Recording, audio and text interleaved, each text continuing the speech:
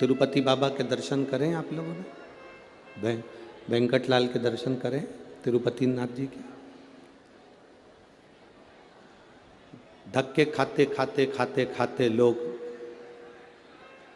धर्म के धक्के में लगते हैं, चाहे पैसे की लाइन में लगते हैं, लगते लगते लोग वेंकटेश भगवान के सामने तिरुमाला में पहुंचते हैं।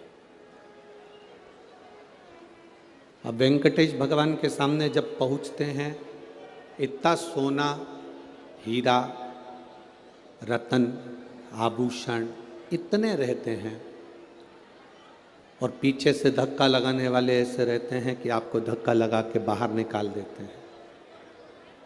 जो पहली बार गया होता है उसको ठीक से दर्शन भी नहीं हो पाते। बोलो सही है कि गलत है?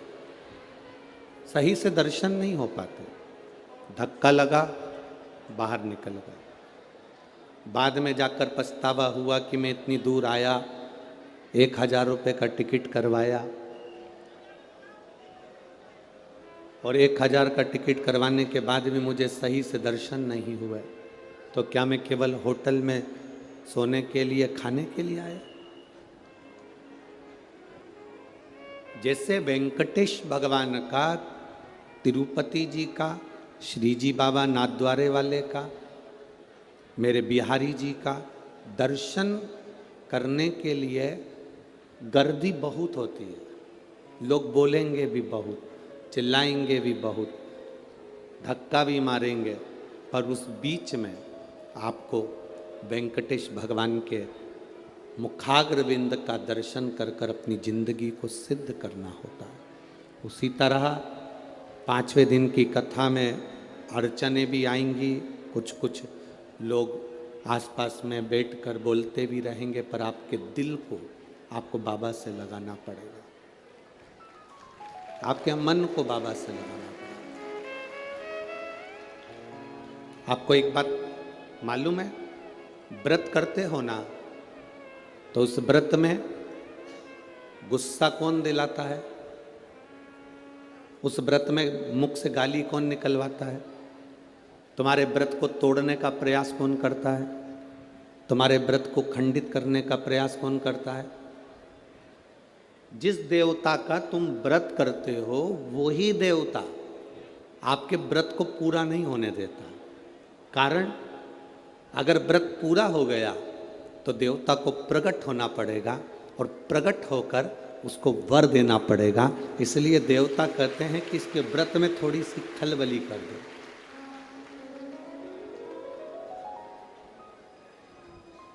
इसके व्रत में थोड़ी सी अर्चन कर दो। अगर व्रत में थोड़ी सी अर्चन होगी तो इसका व्रत पूर्ण नहीं होगा, पूर्ण नहीं होगा तो मुझे जाना नहीं पड़ेगा।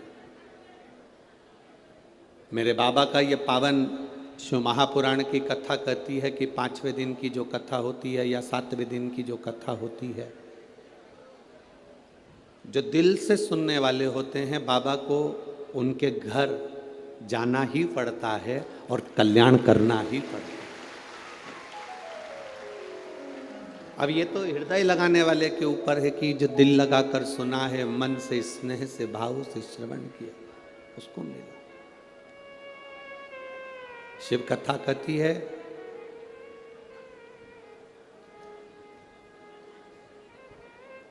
शिव जी को पाने के लिए, मेरे बाबा को अपना बनाने के लिए, भगवान शंकर को प्राप्त करने के लिए तुम्हें बहुत सारा तप नहीं करना, तुम्हें बहुत सारी साधना नहीं करना। कोई तुमसे कह दे कि तुम कैलाश पर जाकर बैठ जाओ बाबा को प्राप्त करने के लिए, गंगा जी के घाट पर जाकर बैठ जाओ बाबा को प्राप्त करने के लिए, तो तुम हाथ जोड़कर कह देना, ना मैं कैलाश जाऊं, ना मैं गंगा के घाट जाऊं। शिव महापुराण की कथा कहती है, संत बनना सरल है, साधु बनना सरल है, तपस्वी बनना सरल है, त्यागी बनना सरल है, पर शिव महापुराण की कथा कहती है कि एक अच्छा गृहस्थी बनना सबसे ज्यादा कठिन है, सबसे ज्यादा कठिन। जितना संतों को भगवान नहीं मिले, जितना साधुओं को भगवान नहीं मिले, जितना तपस्वियों को भगवान नहीं मिले, जितना त्यागियों को भगवान नहीं मिले, उतना उतना भगवान गृहस्थी को मिला है। रामकृष्ण परमहंस जी गृहस्थी थे, संत तुकाराम जी गृहस्थी थे, नामदेव जी गृहस्थी थे, मीराबाई गृहस्थी थे, कर्माबाई, मीराबाई, नामदेव जी, तुकाराम जी, मुक्ताबाई, ये जितने जितने संत हुए हैं, जितने जितने संत, भारत की भूमि पर आप स्मरण करिए, जितने साधु, जितने सन्यासी, जितने तपस्वी, जितने साधक, जितने उपासक, इनको परमात्मा को मिलने में देरी हो गई, पर जो घर में रहकर भगवान को दिल से मना लिया, मेरा मुरली मनोहर, मेरा शंकर, मेरा कृष्ण, मेरा हरि विठ्ठल, उसके सामने आ गया।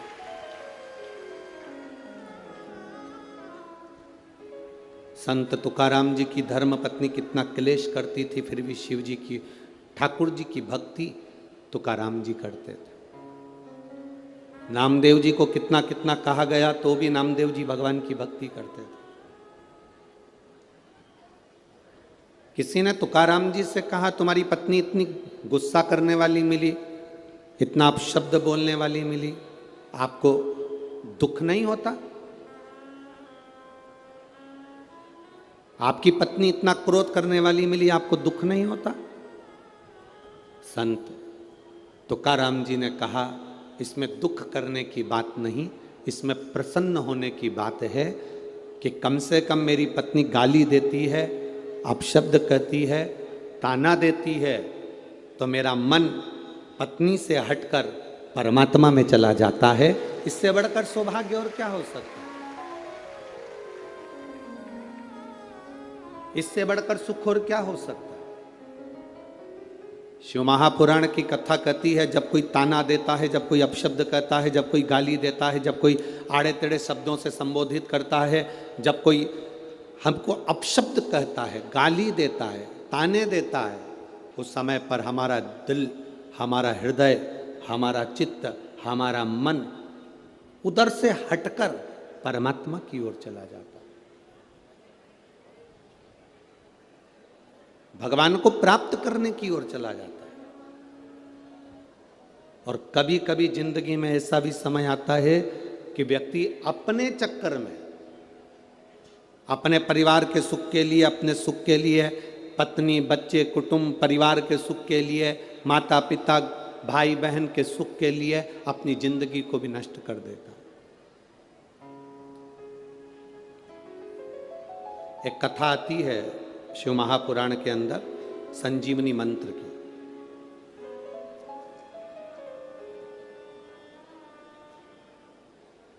संजीवनी मंत्र क्या? किसी के कान में अगर बोल दिया जाए तो वो मरता हुआ भी, मरा हुआ भी जीवित हो सकता है। वो संजीवनी मंत्र महादेव के पास में है। वो किसी देवता के पास में नहीं, केवल एक देवाधिदेव महादेव के पास वो मंत्र है कि महादेव मरे हुए के कान में भी मंत्र बोल दें तो वो जीवित हो जाता है। आज भी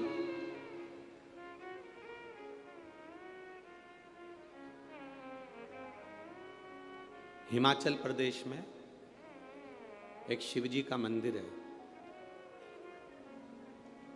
कभी, अब उसका स्मरण, हमें नाम तो हमें स्मरण में नहीं आ रहा है, पर अगर आप लोग नेट पे सर्च करेंगे तो वो आ सकता है। उसका वर्णन स्कंद पुराण में भी है, लिंग महापुराण में भी उसका वर्णन आता है।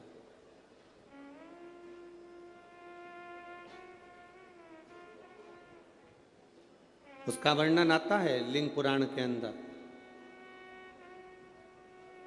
उसका वर्णन आता है स्कंद पुराण के अंदर।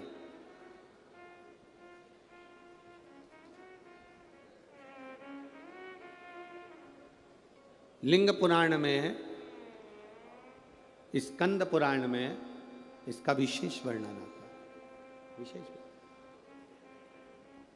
शायद दुनिया का पहला ऐसा मंदिर होगा जिस मंदिर के सामने से, भगवान शिव के सामने से मुर्दे को भी अगर लेकर जाते हैं तो उसके शरीर में कंपन होने लगता है। उसको अगर आप कभी नेट पे सर्च करेंगे, यदि आप स्कंद पुराण में पढ़ेंगे या लिंग पुराण में पढ़ेंगे तो उसका वर्णन पूरा मिलेगा आपको, उसका पूरा वर्णन आपको प्राप्त होगा, संपूर्ण वर्णन मिल सकता है। संजीवनी मंत्र एक ऐसा मंत्र है, संजीवनी मंत्र एक ऐसा मंत्र है जिस मंत्र को 33 कोटि देवताओं के पास में भी वो मंत्र नहीं है। किसी के पास वो मंत्र नहीं। वो मंत्र अगर है तो केवल मेरे देव अधिदेव महादेव के पास है, उसके सिवाय किसी के पास वो मंत्र नहीं। इसीलिए हमारे यहाँ बार बार कहा जाता है, अकाल मृत्यु वो मरे जो काम करे चंडाल का, और काल उसका क्या बिगाड़े जो भक्त हो महा। जो शिव की आराधना करने वाला होता है, जो शंकर की भक्ति में डूबने वाला होता है, जो शिव तत्व को प्राप्त करने वाला होता है, जो शंकर के गुणगान में डूबा हुआ होता है, उसके सम्मुख में काल नहीं आ पाता। शंभु शरणे पड़े मांगू घड़ी रे घड़ी, दुख काटो दया करी ने दर्शन आपो। शंभु शरणे पड़ी मांगू घड़ी रे घड़ी, दुख काटो दया करी ने दर्शन। शिव महापुराण की कथा कहती है 33 कोटि देवता इस संजीवनी मंत्र को पाना चाहते हैं। 33 कोटि देवता इस संजीवनी मंत्र को लेना चाहते। अब कौन होगा ऐसा संसार में जिसको संजीवनी मंत्र नहीं चाहिए? कौन होगा ऐसा? देखिए, शिव महापुराण का पंचाक्षर मंत्र नमः शिवाय, षडाक्षर मंत्र ओम नमः शिवाय, शिव महापुराण का श्री शिवाय नमस्तुभ्यम, शिव महापुराण का महामृत्युंजय मंत्र,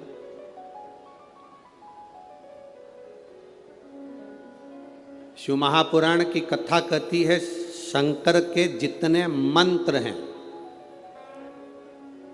शिव के जितने मंत्र हैं, ये सारे मंत्र संजीवनी का काम करते हैं और व्यक्ति की जिंदगी की उन्नति की ओर इसको लेकर जाते हैं। प्रत्येक शंकर के मंत्र,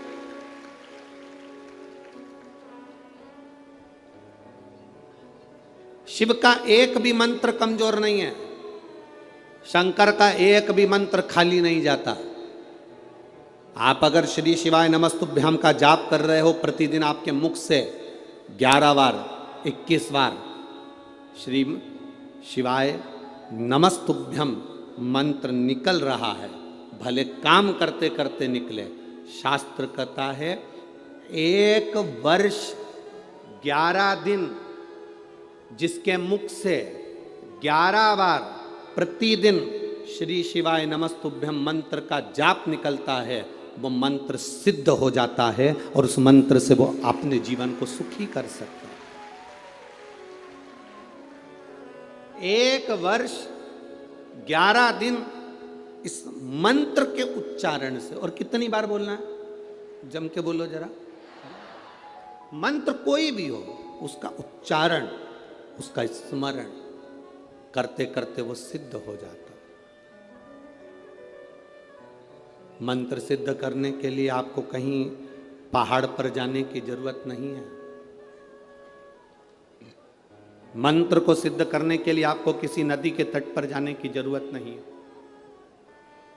मंत्र को सिद्ध करने के लिए केवल निर्मल मन, सो मोहि पावा, मोहि छल छिद्र कपट ना भावा। निर्मल मन से, निर्मल चित्त से, निर्मल हृदय से, शुद्ध भाव से आप जब परमात्मा को पुकारोगे, परमात्मा आपके सामने होगा।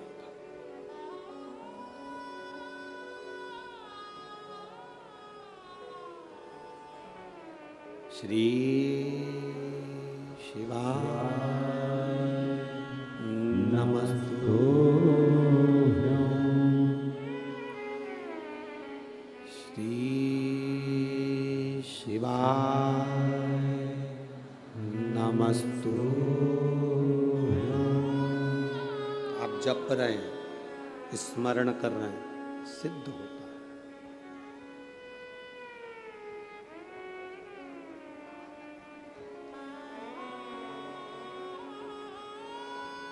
एक कथा के पंडाल में 5 लाख लोग आते हैं कथा सुनने के। कितने लोग? 5 लाख। एक पंडाल की कैपेसिटी देखी जाती है, दूसरे पंडाल की कैपेसिटी देखी जाती है, तीसरे पंडाल की देखी जाती है। टेंट होन लगे हैं चारों तरफ, उनकी देखी जाती है। और उसके बाद जो दुकानों पर बैठे हैं, रोड पर बैठे हैं, ये धूप में बैठे हैं, गाड़ियों पर बैठे हैं, इन सब की, बिल्डिंगों पर बैठे हुए हैं, इन सब की कैपेसिटी अगर इनको गिना जाए तो 5-6 लाख लोग प्रतिदिन शिव महापुराण की कथा सुनने आते हैं। प्रतिदिन।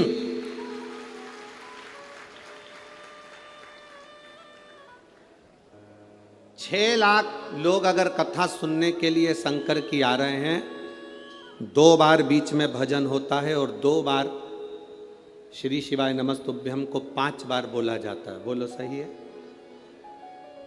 अब 1 बार भजन होने के बाद जब हम स्तुति करते हैं, 5 बार श्री शिवाय नमस्तुभ्यम बोलते हैं, 6 लाख लोग एक साथ 5 बार अगर मंत्र बोलेंगे तो कितना हो गया?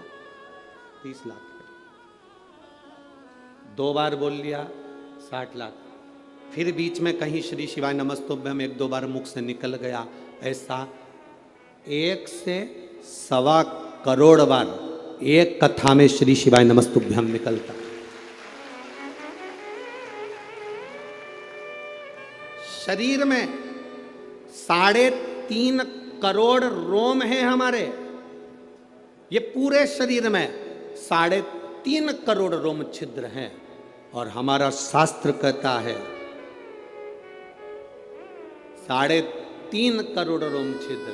शास्त्र कहता है महीने में, 15 दिन में, 20 दिन में, 1 महीने में, 5 दिन में, 7 दिन में, 8 दिन में अगर 3.5 करोड़ बार भगवान का नाम मुख से निकल जाता है, या हम जहाँ बैठते हैं उस स्थान पर 3.5 करोड़ बार भगवान के नाम का उच्चारण हो जाता है, तो भगवान को वहाँ बैठे हुए जीव का कल्याण करना ही पड़ता है। अब लोग कहते हैं गुरुजी आखिर शिव महापुराण में आने वाले का कल्याण क्यों होता है? शिव महापुराण दूर दूर बैठ के लोग सुनते हैं, उसका फल क्या मिलता है? शिव महापुराण के इस पंडाल में पहुंचने पर जो धूल उड़ती है उसका प्रमाण क्या है? शिव महापुराण की कथा सुनकर लोग रच को अपने शरीर में लगाते हैं, उसका प्रमाण क्या है? उसका प्रमाण केवल यही है कि 3.5 करोड़ बार आप और हम सब मिलकर 5 दिन में, 7 दिन में, 8 दिन में इस कथा के अंदर भगवान को बोलते हैं, तो वो देव अधिदेव महादेव अपने को आकर आशीर्वाद प्रदान करता ही है। ये निश्चितता।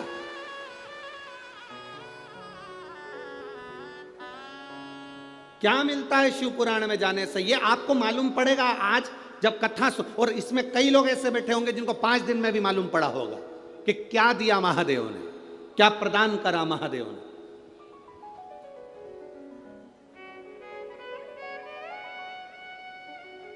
ये उसके भीतर का बल। संजीवनी मंत्र किसको नहीं चाहिए? हमसे लोग कहते हैं संजीवनी मंत्र कौन सा है गुरुजी? हम कहते हैं आप तो श्री शिवाय नमस्तुभ्यम जप लिया करो, ये भी किसी संजीवनी से कम नहीं है महाराज। आप नमः शिवाय जप लिया करो, ये भी किसी संजीवनी से कम नहीं है। आप ओम नमः शिवाय जप लिया करो, ये भी किसी संजीवनी से कम नहीं है। आप महामृत्युंजय का मंत्र जप लिया करो, ये भी किसी संजीवनी से कम नहीं है। ये भी संजीवनी से कम नहीं। और यदि हम मंत्र जप नहीं पाए तो 3 का स्मरण कर लिया करो। एक गंगा, पहले नंबर पर कौन है? जम के बोलो जरा, गंगा। दूसरे नंबर पर है काशी, दूसरे नंबर पर क्या है? काशी। और तीसरे नंबर पर है विश्वनाथ, काशी के विश्वनाथ। ये 3 का जिह्वा पर अगर नाम आ जाता है, ये 3 का स्मरण हमारे जीवन में हो जाता है, तो हमको इस मृत्यु लोक में कष्ट नहीं भोगना पड़ता और बार बार जन्म नहीं लेना पड़ता।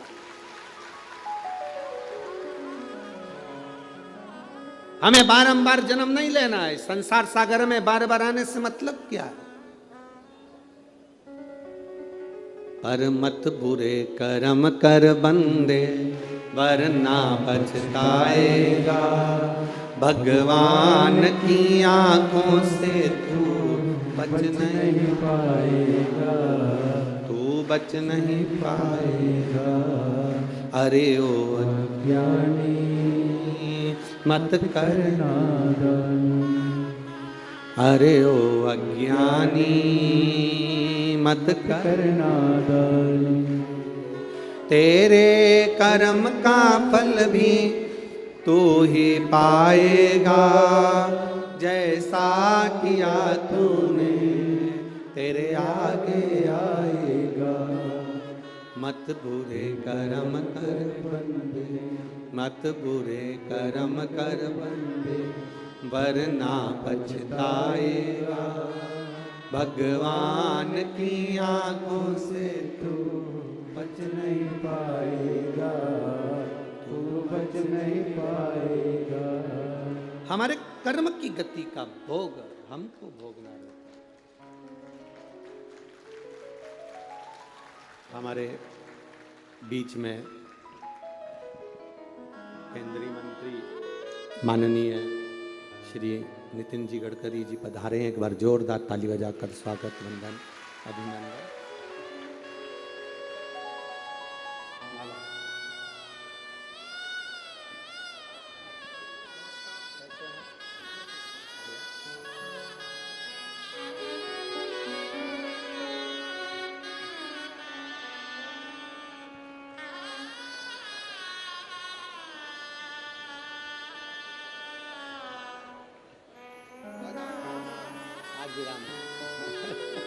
जय जय श्री राधे।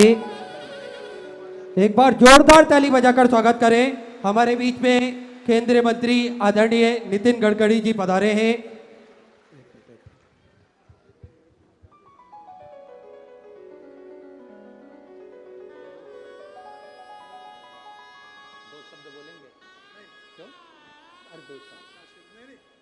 पहले तो मैं माननीय गडकरी जी को धन्यवाद दूंगा एक बात के लिए कि इन्होंने पूरे भारत की रोडों को बनाया और उससे बड़ा एक काम किया। हमें कैलाश बाबा के दर्शन करने के लिए, कैलाश पर्वत का दर्शन करने के लिए, महादेव का दर्शन करने के लिए दूसरे देशों से जाना पड़ता था। चीन से, नेपाल से जाना पड़ता था। पर माननीय ने सबसे बड़ा काम करा कि भारत से ही सीधे कैलाश मानसरोवर की यात्रा का रोड तैयार किया। देवभूमि उत्तराखंड से उस रोड को तैयार कर कर कैलाश मानसरोवर की यात्रा का जो आपने एक रोड मैप तैयार करा है और काम चल रहा है, उसके लिए मैं चाहूँगा यहाँ आए हुए 6 लाख भक्तों से जोरदार ताली बजाकर स्वागत करें। और आस्था चैनल पर, फेसबुक, यूट्यूब पर जितने भी भक्त इस कथा को सुन रहे हैं उनसे भी कहूँगा दिल से एक बार जोरदार ताली बजाकर स्वागत, जिससे हमारे बाबा का दर्शन, देवादिदेव महादेव का दर्शन हमें इस भारत की भूमि से सीधे बाबा के पास हम पहुंच सकें रोड के माध्यम से। मैं चाहूँगा माननीय गडकरी जी से कि 2 शब्द यहाँ आए हुए भक्तों के लिए 2 शब्द। माइक दो बेटा, यहीं से बोलो।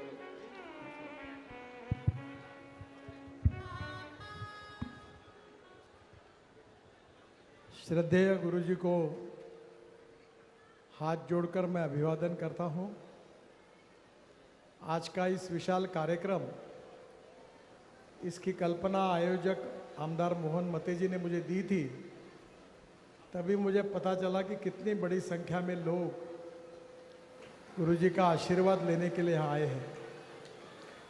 मैं उनके चरणों में नतमस्तक होता हूँ और आप सबको ये जो सत्संग मार्गदर्शन मिल रहा है उससे आप सबका जीवन समृद्ध हो, संपन्न हो और सुखमय हो, यही भोले बाबा के चरणों में मैं प्रार्थना करता हूँ। बहुत बहुत धन्यवाद। नमस्कार।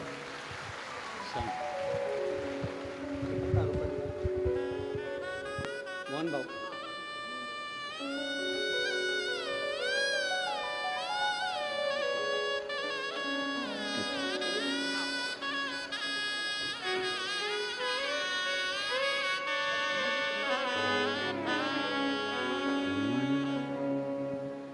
श्री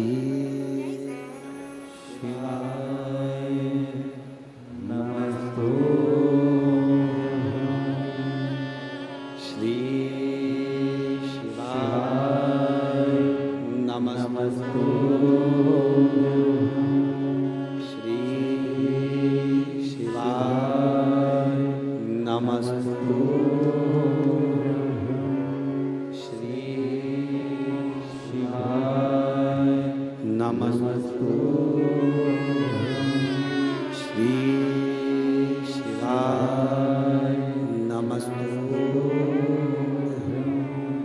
श्री शिवाय नमस्तु। तो मंत्र की प्रबलता हम जान रहे हैं। 3.5 करोड़ रोम छिद्र इस मनुष्य की देह पर,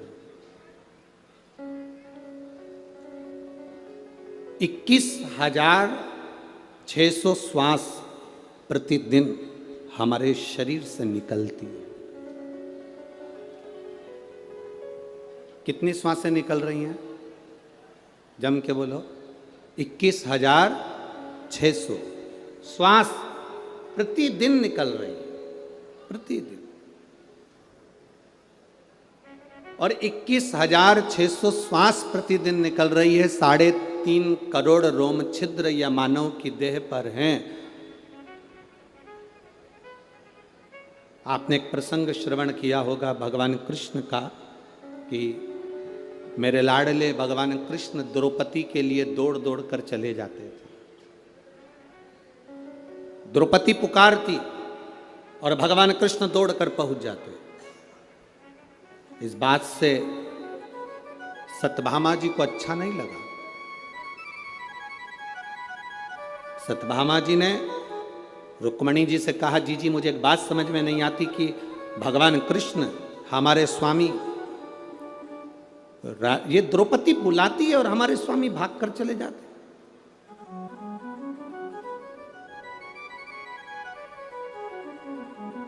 द्रौपदी पुकारती और भगवान कृष्ण दौड़कर चले जाते। हमको यह बात समझ में नहीं आई। रुक्मणी जी ने कहा, मैं भी नहीं जानती कि भगवान कृष्ण द्रौपदी के कहने पर आखिर दौड़ दौड़ कर जाते क्यों, पर कोई बात तो जरूर है, जो हमारा कान्हा, हमारा कन्हैया कृष्ण दौड़ कर जाते। भगवान कृष्ण ने सत्यभामा जी के मन के संशय को जान लिया।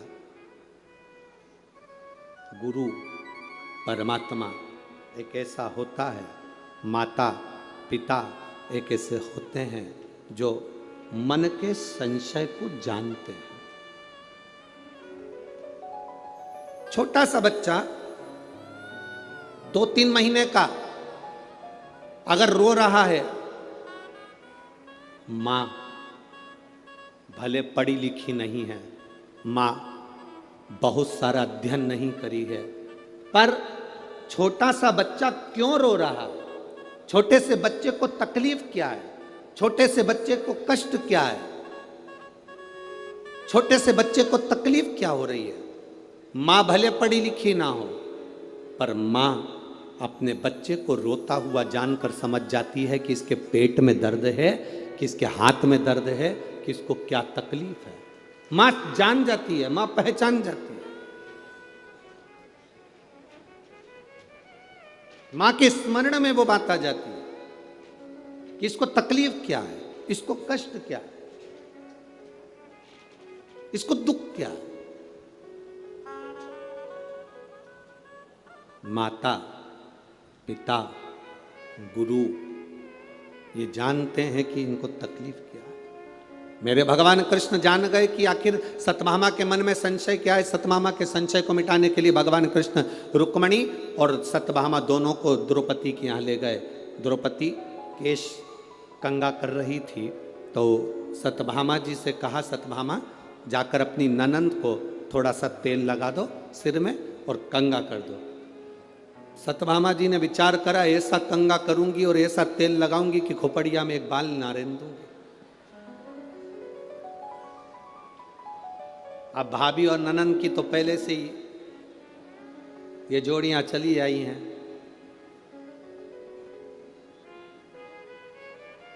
ननंद बोलती है तो भाभी नहीं टिकती और भाभी बोलती है तो ननंद नहीं टिकती है। अब पर कहीं कहीं ऐसा भी होता है कि ननंद और भाभी की इतना प्रेम होता है, इतना प्रेम होता है कि एक दूसरे के बिना रह नहीं पाते। कई जगह ऐसी भी है जहां पर इनका आत्मीय प्रेम बड़ा प्रबल है। सत्यभामा जी ने द्रौपदी के सिर पर तेल लगाना प्रारंभ करा, बाल खींचा, तोड़ा। जैसे ही तोड़ा उसमें से आवाज आई, हे कृष्ण।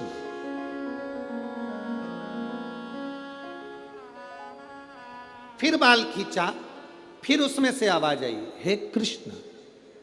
सत्यभामा जी ने रुक्मणी जी से पूछा कि बार बार द्रौपदी के सिर के बाल टूटने पर कृष्ण का नाम क्यों आ रहा है?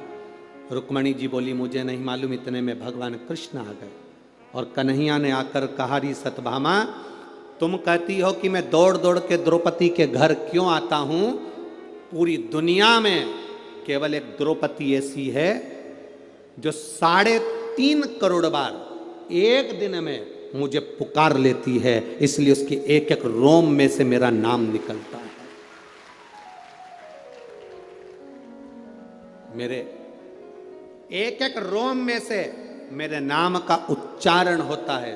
3.5 करोड़ बार द्रौपदी मुझे बुलाती है एक दिन। इसलिए भगवान कृष्ण कहते हैं, सुनो सत्यभामा, सुनो रुक्मणी, जो एक दिन में, एक हफ्ते में, एक महीने में 3.5 करोड़ बार मेरे नाम को पुकारता है या किसी भी देव के नाम को पुकारता है, उस देवता को उसे वर देने के लिए जाना ही पड़ता है। निश्चित है, निश्चित। आपके नजदीक में अगर शिव महापुराण की कथा हो रही है, आप जा रहे हो, जप रहे हो, उसका फल है। अभी तो यह नागपुर में कथा हुई, अब 3 नवंबर से 9 नवंबर तक ब्रज की रज में होगी, कोसी कला में।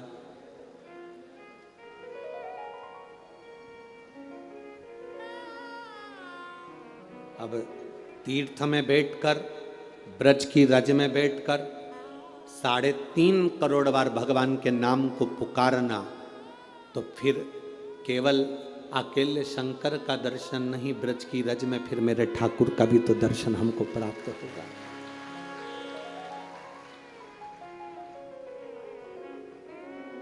जपो संजीवनी मंत्र, किसको नहीं चाहिए? सबको।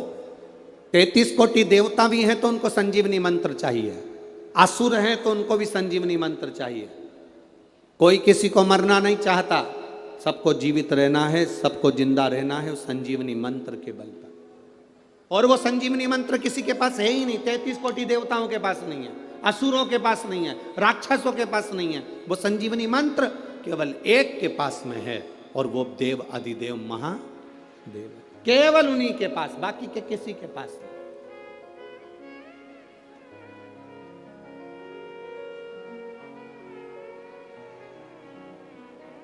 कई बार लोग कहते हैं गुरुजी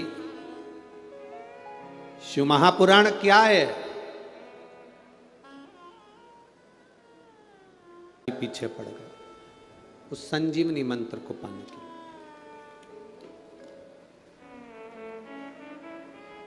महाराज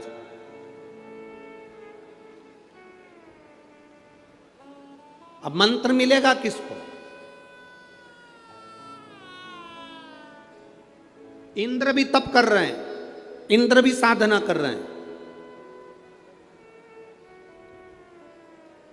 और दैत्यों के गुरु शुक्राचार्य बाबा भी साधना कर रहे हैं। दोनों तप करने में लगे। एक राजा तप करने बैठता है तो उसको पूरा ठाठ चाहिए होता है। कल कथा में कहा था, पशुपति नाथ का व्रत भी करना तो अपने पूजन की थाली खुद लगाना। कितनी सुंदर बात कही है शिव महापुराण के अंदर, जरा ध्यान दीजिएगा। लड़की कुंवारी है तब तक अपने पिता की धन, पिता की दौलत से पशुपति नाथ का व्रत उस पिता के पैसे से मंगाई हुई वस्तु से कर सकती है। बेटी की शादी हो जाए, विवाह हो गया, अगर वो खुद कमा रही है तो अपने पैसे से करे, और नहीं अगर शादी हो गई तो जो उसका पति कमाता है या उसके ससुराल वाले जो धन दें उससे पशुपति व्रत करे। मायके के धन से शादी होने के बाद पशुपतिनाथ का व्रत की मूलता नहीं है। कई लड़कियां, कई बेटियां कहती हैं मेरे ससुराल वाले मानते नहीं है, इसलिए मम्मी मैं आपके यहाँ के पशुपति व्रत कर लूंगी, मम्मी मैं आपके यहाँ कर लूंगी। विवाह होने के बाद गोत्र बदल गया, तू दान में चली गई, तेरा कन्या दान हो गया। दान होने के बाद इस घर का केवल जो हाथ से दिया जाए वो तेरा है। दान होने के राजा अम्बरीश के चरित्र का स्मरण करिएगा। एक राजा गाय का दान दे देता है, गाय घूमते घूमते खूंटे से छूटकर ब्राह्मण के यहां से वापिस राजा के नगर में आ जाती है। नगर में से राजा की गौशाला में चली जाती है। गौशाला में दूध निकालने वाले ने दूध निकाला, वो दूध निकला हुआ राजा के कक्ष में खीर बन जाती है। खीर भगवान को भोग लग जाती है, भोग लगकर वो प्रसाद राजा खा लेता है, राजा को नरक भोगना पड़ता है। दान करी हुई गाय का तूने दूध का प्रयोग करा, इसलिए तुझे भोगना पड़ेगा।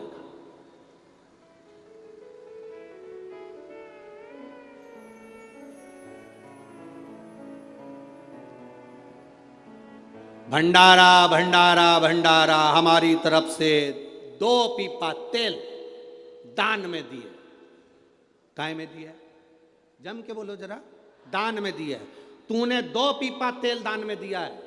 वो 2 पीपे तेल की सब्जी और पूड़ी मत खा लेना, क्योंकि तूने दान दिया है। अगर तू कहता मैंने 2 पीपा तेल भगवान के प्रसाद में दिया तो प्रसाद खा सकता था, पर तूने दान दिया तो दान का उपयोग नहीं कर सकता। तो वो दान का उपयोग नहीं कर सकता। भंडारा भंडारा भंडारा, मेरी तरफ से 1 बोरा 1 कुंटल गेहूं, आटा, चावल, दाल दान में दिया। अब दान में दिया तो तू खाना मत ही, तूने दान दे दिया। हमारी शास्त्र रीति कहती है बेटी का कन्यादान करने के बाद तो बुजुर्ग माँ बाप बेटी के घर का नहीं खाते, क्योंकि हमने दान दिया है, दान दिया है इसीलिए नहीं खाते। अब तुम किस अंदाजे में, गुरुजी मैं पशुपति व्रत कर रहा हूँ, मैंने ये वाला अनुष्ठान करा, मैंने ये पूजन करी, मैंने ये आराधना करी, आपने जो उपाय बताया मैंने सब करा, पर बाबा हमारी क्यों नहीं सुनता? उसको कहाँ कर रहे हो, किस जगह पर कर रहे हो, कौन से धन का प्रयोग कर रहे हो? कहीं तुम मायके के जल का, मायके के परिंडे का, मायके के हंडे का पानी तो नहीं ले रहे हो? उसमें उनके पितरों का वासा है, तेरे पितरों का नहीं। आप आए नहीं, सुबह हो गई, मेरी पूजा की थाली धरी की धरी रह गई। क्यों नहीं आए? कारण क्या था? किस कारण नहीं पहुंचे? क्या हुआ ऐसा जो आप आते नहीं? कारण क्या? मेरी पूजा में कोई ना कोई कमी रह गई। क्या कमी रही है वो हमको, एक नाटक चलता था पहले, एक नाटक पहले चलता था कमजोर कड़ी, किसी के स्मरण में है? कमजोर कड़ी कौन सी है? तो उसमें देखते थे कि इतने सारे लोग जब गेम खेलते थे तो उसमें कमजोर कौन है। हमारी भक्ति में, हमारे भजन में, हमारे स्मरण में कमजोर कड़ी कौन सी है, वो हमको देखो। हमारे भजन में कौन सी कमी रह गई जो परमात्मा हमें मिल रहा है?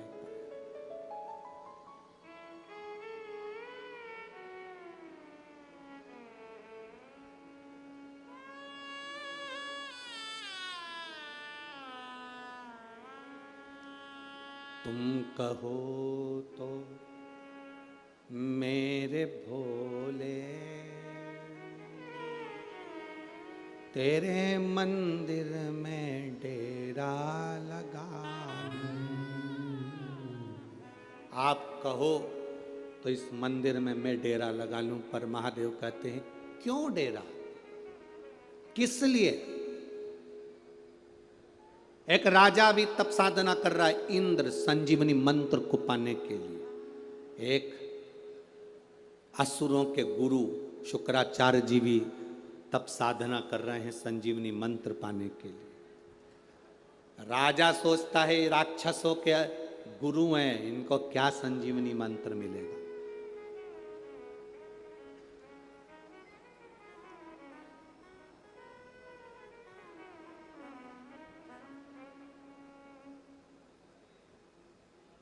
बहुत सारे ऐसे भी होंगे बहुत दूर बैठे हैं, तपती हुई धूप में अपने अपने सिर पे कपड़ा रख रख के बैठे हैं, तपती हुई धूप में अपने अपने सिर पर कपड़ा रख कर बैठे हैं। और बहुत सारे ऐसे होंगे,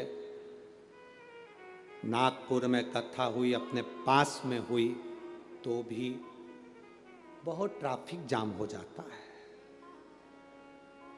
बहुत ट्रैफिक जाम हो जाता है, बहुत भीड़ हो जाती है। निकलने में 5 बजे कथा छूटती है तो हम रात्रि को 7-8 बजे घर पहुंचते हैं, इतना समय लग जाता है। पर अंदाजा लगाना, ये समय तूने किसी दूसरे को नहीं दिया, ये समय सारा की सारा महादेव को दिया। महादेव, जब व्यक्ति वेंटिलेटर पर पड़ा होता है, आईसीयू में पड़ा होता है, उस समय पर मरने वाले के लिए कोई नहीं कहता भगवान इसको 1 करोड़ रुपए दे दो, भगवान इसको 1 लाख रुपए दे दो। जो भी कहता है भगवान से कामना करता है थोड़ी इसकी उम्र बढ़ा दो भगवान, थोड़ा सा समय और दे दो भगवान, थोड़ा सा समय और दे दो भगवान, थोड़ा सा समय और दे दो। बच्चे छोटे हैं, बच्चों के ब्याह नहीं हुए, काम धंधा पड़ा है, भगवान थोड़ा सा। डॉक्टर कह रहा है अंतिम समय आ गया, घर के लोग भगवान से कह रहे इसका समय बढ़ा दो। मरने वाले को धन के लिए नहीं कहा जाता, उसके समय बढ़ाने को कहा जाता है। तो महादेव भी कह देते सुन यमराज, इसने मेरी कथा में समय दिया था, जितने कदम चलकर मेरी कथा में पहुंची थी, जितने ट्रैफिक में फंसकर समय समय निकलता गया, 4 घंटे 3 घंटे ये फंसी रही मेरे लिए। इसलिए इसको भी तू समय उतना दे दे जो समय इसने मुझे दिया था। बड़ा इसका समय।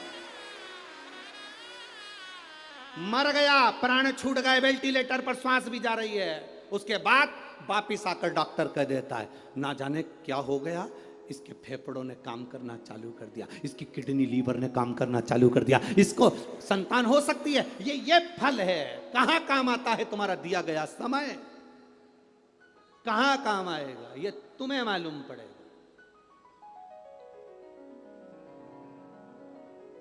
इस व्यासपीठ ने देखा है, नागपुर वालों ने देखा कि नहीं देखा हमको नहीं मालूम, पर इस व्यासपीठ ने देखा है।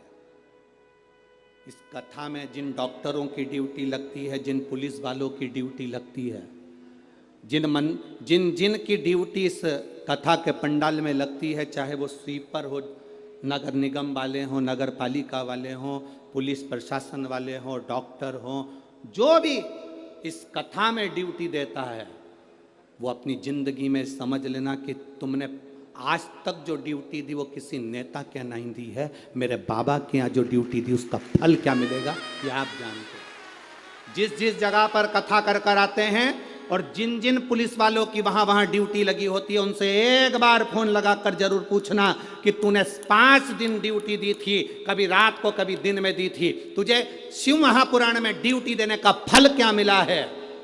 छत्तीसगढ़ में, पुणे में, मालेगांव में, औरंगाबाद में वहाँ की पुलिस अलग से ऑफिसरों से कहकर कथा के पंडाल में ड्यूटी लगवाती है कि हमारी ड्यूटी लगा देना जहां शिव पुराण की कथा हो रही। कुछ तो मिला है। क्या प्राप्त होता है ऐसा? क्या मिल जाता है ऐसा? क्या देते हैं बाबा ऐसा? वो जानता। कोई अपने घर से नहीं छूट पाया, कोई अपने दरवाजे से नहीं छूट पाया, कोई आसन बिछाकर 5 दिन तक पड़ा रहा कथा को सुनने के लिए, कोई 2 बजे कथा चालू होना थी तो डेंटिंग पेंटिंग करके आराम से 2 सवा 2 बजे आ रहे और आकर दबाव बना रहे, हमें जान दो अंदर, जान दो अंदर, जान दो अंदर। यहां तो घुस सकते हो पर वहां कैसे घुसोगे?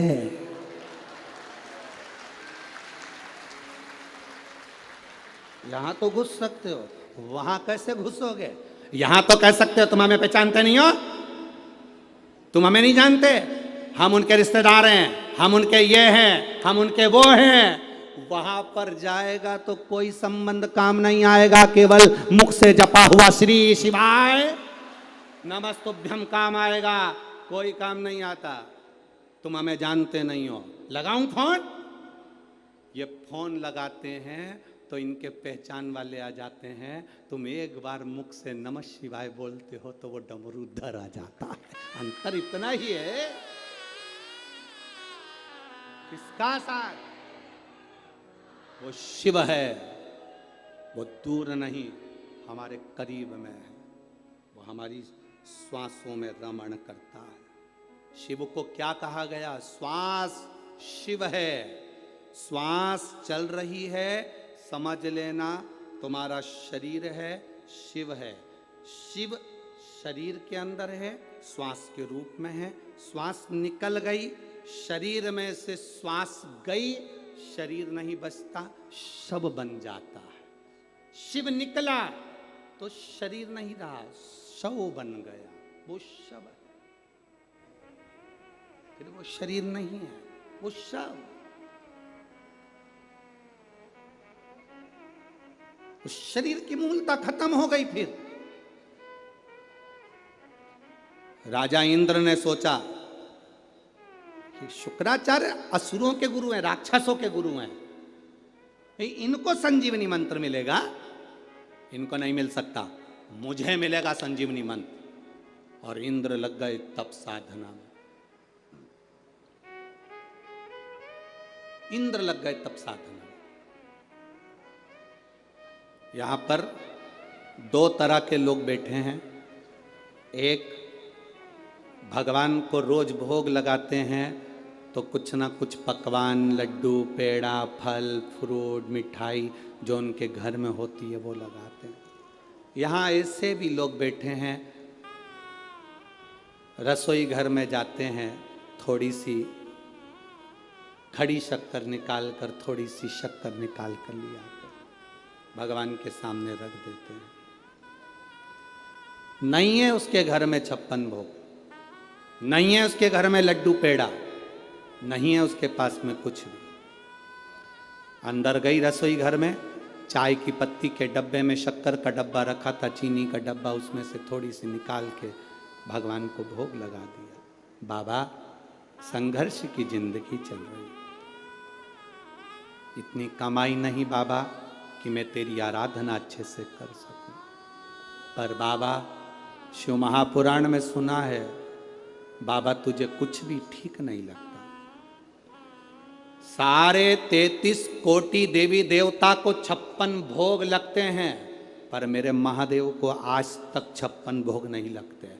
क्यों? महादेव खुद कहते हैं मैं मंदिर के अंदर बैठकर 56 भोग खाऊं और संसार में रहने वाला व्यक्ति भूखा सोए, ये मुझे अच्छा नहीं लगता। 33 कोटि देवता में केवल एक देव अधिदेव महादेव जिनको 56 भोग नहीं लगते। गणेश जी को 56 भोग लगेंगे, देवी जी को 56 भोग लगेंगे, महालक्ष्मी को 56 भोग लगेंगे, नारायण को 56 भोग लगेंगे, कृष्ण को, राम को, सबको 56 भोग लगेंगे, पर मेरे महादेव को 56 भोग नहीं लगते। मेरे बाबा को 56 भोग नहीं लगते। बाबा कहते हैं मैं पृथ्वी का देवता हूं, घर का बुजुर्ग, घर का बड़ा। तुम्हारे घर में अगर कोई बुजुर्ग हो तो देखना घर के सब लोग ताजी रोटी खा लेते हैं और घर की बूढ़ी माँ कहती है बेटा ठंडी रखी हो तो ला कर दे दे, मैं दाल से खा लूंगी, मुझे ठंडी ला कर दे।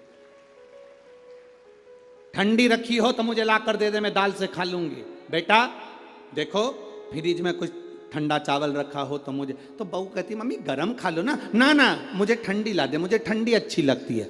नहीं बासी अच्छी लगती है, हाँ ठंडी अच्छी लगती है। हाँ, किसी माँ को ठंडी रोटी अच्छी नहीं लगती, किसी माँ को बासी रोटी अच्छी नहीं लगती, पर वो इसलिए खाती है कि मेरे घर के लोगों को खाना ना पड़ जाए, कहीं ये रोटी को उठाकर गाय को ना डालियाँ, इसलिए मैं खा लेती हूँ। मेरे महादेव घर के वो बुजुर्ग हैं, इस पृथ्वी पर रहते हैं ना, तो यहाँ का देव अधिदेव महादेव है, वो 56 वो खाएगा। और पृथ्वी पर रहने वाला कोई एक गरीब बड़ा अगर रूखी रोटी खाएगा तो महादेव को अच्छा नहीं लगेगा, इसलिए वो 56 भोग नहीं खाता।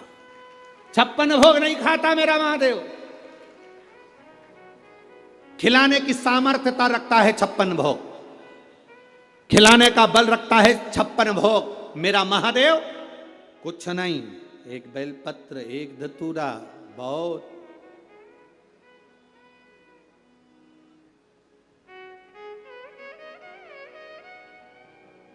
एक पति पत्नी का झगड़ा हुआ, पत्नी ने पति से कहा तुम ये गंदा नाली का पानी पीकर आते हो, मदिरा का नशा, शराब का नशा कर कर आते हो, ये अच्छी बात नहीं है। पति ने कहा तू भी तो रोज शंकर जी के मंदिर में जाती है जल चढ़ाने के लिए, तेरा महादेव भी तो भांग का नशा करता है, तेरा महादेव भी तो भांग का नशा करता है। अगर देवता नशा करते हैं तो मुझे करने में क्या दिक्कत है? उंगली उठाने वाले उंगली उठाते हैं। हमने उनसे निवेदन केवल इतना सा है, जो कहते हैं कि शंकर जी भांग पीते हैं इसलिए हम भी नशा करते हैं, तो शंकर जी ने तो विष भी पिया था, एक आध बार खरीद के पी जा। पीना, शंकर जी की होड़ करने चला है तो एक सांप कहीं से निकल जाए इसके गले में डाल दो। शंकर जी की होड़ करने चला है, कपड़े उतार नंगा निकल। शंकर जी की होड़ करने चला है तो जटा बांध ले, सिर पे चंद्रमा धर ले। चंद्रमा नहीं धरे तो तेरे घर की पानी की बाल्टी को 24 घंटे तेरे सिर पे रखे बता दे। शंकर जी की होड़ करने चला है तो थोड़ा डमरू खड़का ले। शंकर जी की होड़ करने चला है तो अपने पूरे तन पे धतूरा रख ले कांटे वाला। शंकर की होड़ करना सरल नहीं है रे भाऊ। लोग कह देते हैं शिव ऐसे शिव ऐसे। शंकर को जो पहचान गया वो दूसरी बार ये कही नहीं सकता कि शंकर में कुछ खोट है। शंकर अविरलता, आनंदता, शिव तत्व की सुखता है शंकर। वो देता है, लेता कुछ नहीं। शंकर मेरे शिव हमेशा देते हैं, कभी उन्होंने लिया नहीं तुमसे। तुमसे कुछ लिया, दिया। जल महादेव का, तुमने महादेव को चढ़ाया। जल में पैसा लगा तुम्हारा? बोलो बोलो, जम के बोलो। बेलपत्र पेड़ पे लग रही थी, तोड़ के चढ़ा दी, पैसा लगा तुम्हारा? शंकर जी को जो चीज चढ़ती है वो सब फ्री।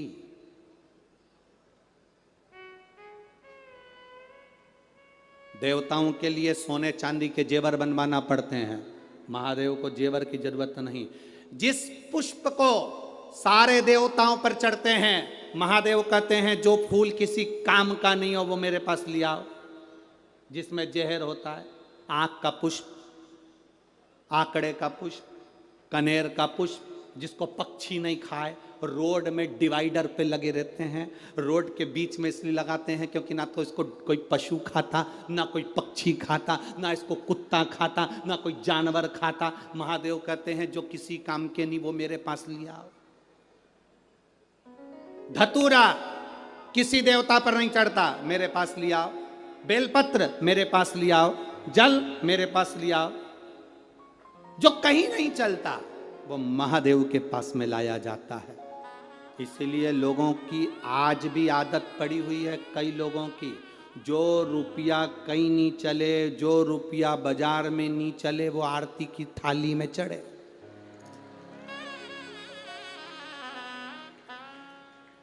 जो रुपया कहीं नहीं चलेगा वो आरती की थाली में चलेगा, क्योंकि उसको मालूम है ये कहीं नहीं चलता।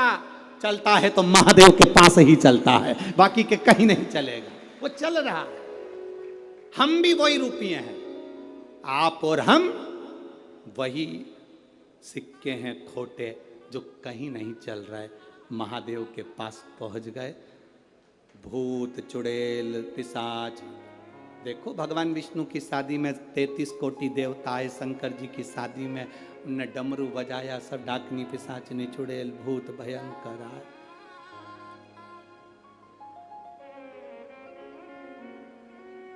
नागपुर में वृद्धाश्रम हो, जन के तो बोलो, अनाथालय है,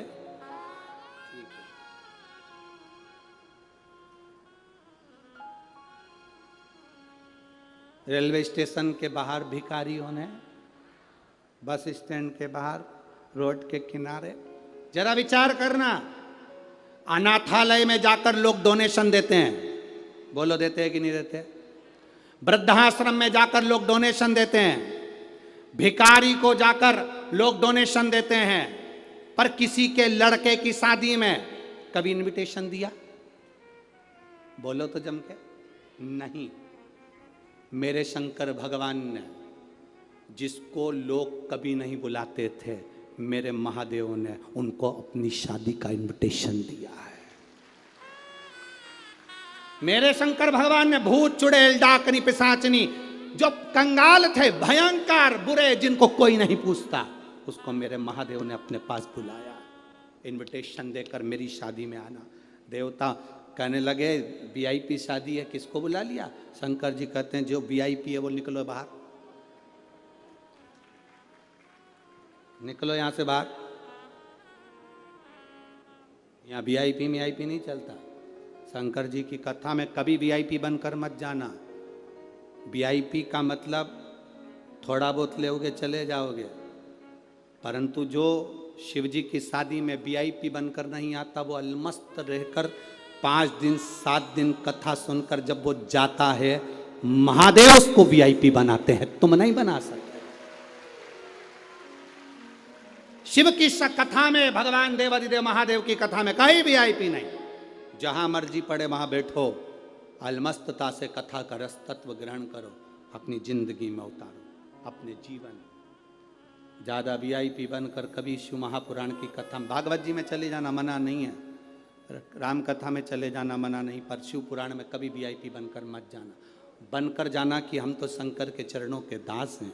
बाबा की अगर एक दृष्टि हो जाएगी, एक चोर शिव जी के मंदिर में चोरी करने गया, बाबा के मंदिर में चोरी कर रहा है, अपने कपड़े में आग लगाकर चोरी का सामान देख रहा था। वो चोर कौन सा वीआईपी होता है, पर बाबा ने, मेरे बाबा ने उसको कुबेर बना दिया। आज भी जिस कुबेर की तुम पूजन करते हो वो चोट्टा है। आज भी दिवाली पर जिस कुबेर की तुम पूजन करते हो वो चोर है, जिसको मेरे महादेव ने कुबेर बनाया है। मेरे महादेव ने कुबेर के सिंहासन पर बिठा दिया। जब भगवान नारायण तिरुपति में बैठकर, तिरुमाला में बैठकर भगवान नारायण को चिंता व्यापी, मेरे ऊपर कर्जा हो गया, ऐसा भाव हो गया, तब लक्ष्मी जी भी उनको छोड़कर नीचे आ गई। तब मेरे महादेव ने कहा, नारायण चिंता मत करना, मैं कपिलेश्वर बनकर तुम्हारे पास में आता हूँ, तुम चिंता मत करना। अगर मैं नीचे बैठ गया, कपिलेश्वर बनकर नीचे बैठ जाता हूँ, मैं जब तक नीचे बैठा हूँ तुम्हारे ऊपर कर्जा नहीं होने दूंगा। इतना दान चढ़वाऊंगा, इतना दान चढ़वाऊंगा कि सारी दुनिया का पैसा एक तरफ कर दो और तिरुमाला का पैसा एक तरफ कर दो, इतना वैभव दे दूंगा। कपिलेश्वर बनकर बैठ गया मेरा महादेव नीचे। आप लोग तिरुपति गए होंगे तो दर्शन करना, ऊपर तिरुमाला में वेंकटेश भगवान है तो नीचे कपिलेश्वर महादेव है, वो बैठे हैं। तो चिंता मत करना बाबा, मैं बैठा हूं। मेरे शिव देते क्या है तुमको? बल। शंकर देते क्या है तुम्हें? विश्वास कि तू हारना मती। एक चाय की दुकान भी लगा, एक ठेला